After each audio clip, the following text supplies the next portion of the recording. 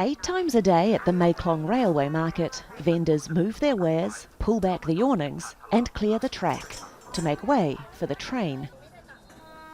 It's hot and bustling, a highlight with tourists even in the middle of the coronavirus crisis. We're quite a bit worried and we always check the news like hours by hours, like we are very aware about where exactly the spot which is crowded by Chinese tourists. China is Thailand's biggest source of foreign tourists, with about 10 million visitors a year, and they bring plenty of money with them.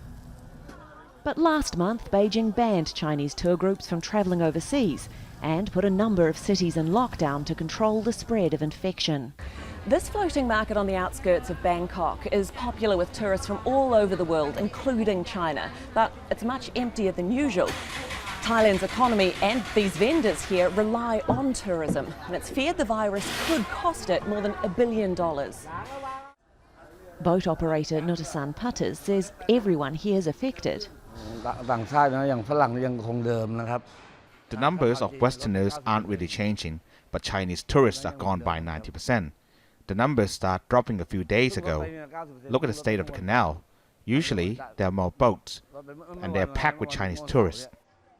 Along the coast, Thailand's famous beaches are ghost towns. Hotels are emptying out and some workers may need to be laid off.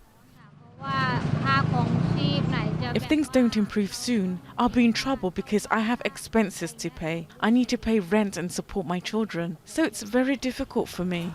The ripple effects of the virus are expected to last for months.